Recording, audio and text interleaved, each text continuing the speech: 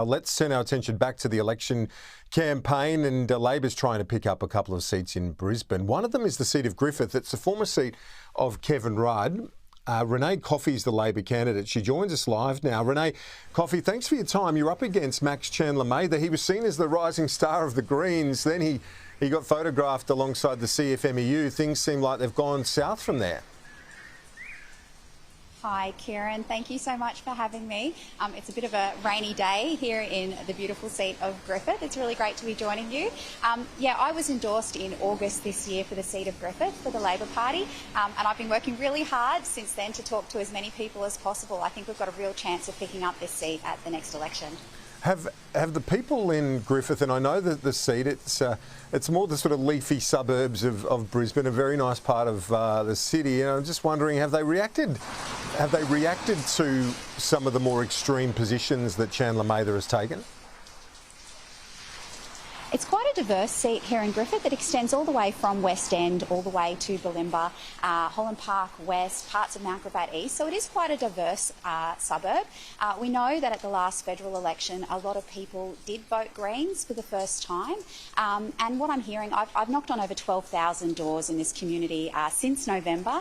I've been door knocking 7 days a week for the past 5 months. So I've spoken to thousands of people. And what I am hearing is that people are somewhat disappointed with their current member, and also that there is some level of buyer's remorse. Some level of buyer's remorse that could help you in Queensland. There's been a sense that the LNP's been at the high watermark federally. At the state level, they've just taken office. Is there a sense as well now that given that shift at the state level, that could boost candidates like yourself and your counterpart in the seat of Brisbane? I think state elections are always quite different to federal elections, so I don't read too much into that. What I'm really squarely focused on is speaking to as many people as possible about the issues that matter to them here. What we're hearing a lot is, of course, cost of living is top of mind for people in the electorate. I get spoken to about that every day. Also housing, the environment is a big issue here. So they're the things that people here care most about. So they're the things that I'm really very much focused on. Yes, indeed. Well, we've got the first debate, the leaders' debate on Tuesday. I'm sure you'll tune in. It's Sky News hosting that in Western Sydney. I'm wondering, you know, you're in Brisbane. We're going to be in Western Sydney for that, but it is that issue of cost of living, isn't it, that is the top issue, and not just listening, but trying to explain to people what your government is doing in the face of what has been a dozen rate rises.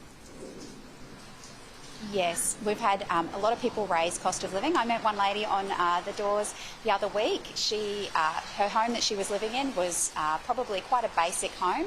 And I said to her, you know, she said she'd been kicked out by her landlord. She had to find a new place. And I said to her, you know, had she looked at social housing?